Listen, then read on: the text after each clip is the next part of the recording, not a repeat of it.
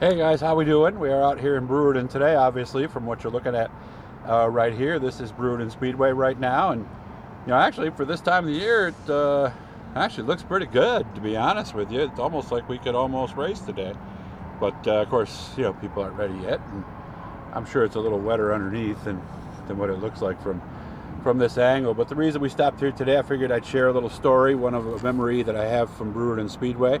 Back in 1990, I was the new guy, the new announcer, and I was working at Fulton and Utica, the three-track outlaw circuit. Brewerton was the Friday night stop. Of course, Fulton was Saturday, and Utica Rome was Sunday.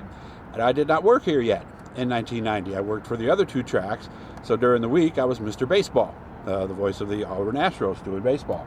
But occasionally, they'd have a Friday night where I didn't have to have a baseball game, and I started coming out here to Brewerton Speedway, check on all the guys that I used to see on Friday and Saturdays.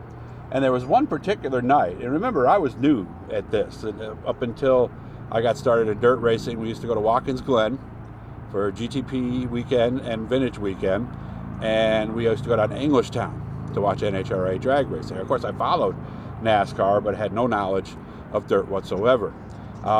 First really big scary crash I saw here.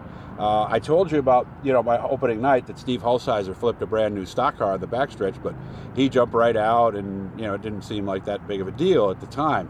But here there was an incident that happened. I was sitting with my wife, probably right about where the end of the upstairs is in the downstairs. I was sitting in the grandstand then. I hadn't become a tower aficionado at that point, especially not here anyway.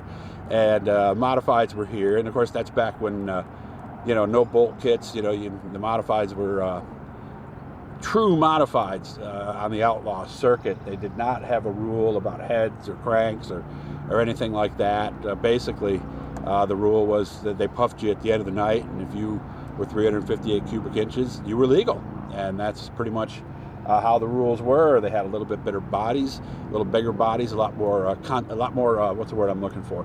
Individuality in the bodies. They weren't all the same like they are today. And I remember it was during a feature. A couple guys got together on the front stretch. I know Tommy Kinsella was involved, but he wasn't the guy that got in the air. It was either the 80 or 81. For some reason, I'm thinking Will Smith. I know the last name was Smith. It was in a modified race, because back then, this was just like the meme that I saw in the other day, where back in my day, they only had one class of modifieds. Okay, Grandma, let's get you to bed, but that's the way it was. There was modified, there was street stock and pure stock. And I remember the cars got together. One of them started barrel rolling down the front stretch, and somehow this thing picked up speed and got air and actually took out the flag stand. Dick Sweet was up there. Chris, I can't remember Chris's last name. He was his assistant. He was up there too. I remember Chris diving off the flag stand, and Dick, I'm not sure exactly, I think he grabbed onto the fence or something, but they actually took out the flag stand, left basically just the base of the flag stand there. And I remember this from the old Thomas Racing Smash and Crash videos. Dick Sweet still had the presence to get back up on the stand and wave the red flag, but it was the scariest thing I had seen at that time. I could have sworn it was a lot worse than what it was. I thought we'd seen somebody maybe at their final race day, but that again was 1990. Some of you guys probably remember that, and if you do, leave me a comment. I think it was Will Smith. If you guys know for sure, put that in the comment too.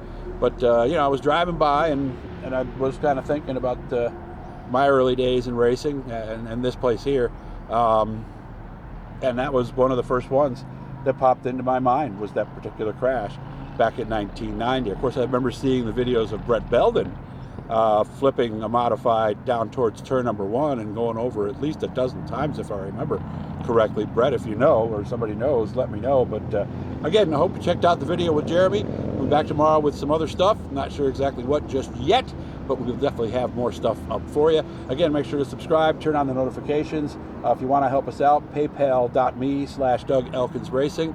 There's a super thanks button at the bottom too if you want to do that. But the big thing is to subscribe and hit the likes, and I love reading the comments. So you guys have a great day. And remember, Motorsports Expo 35th Annual Edition is this weekend, this Saturday and Sunday at the New York State Fairgrounds inside the Center of Progress building in Syracuse.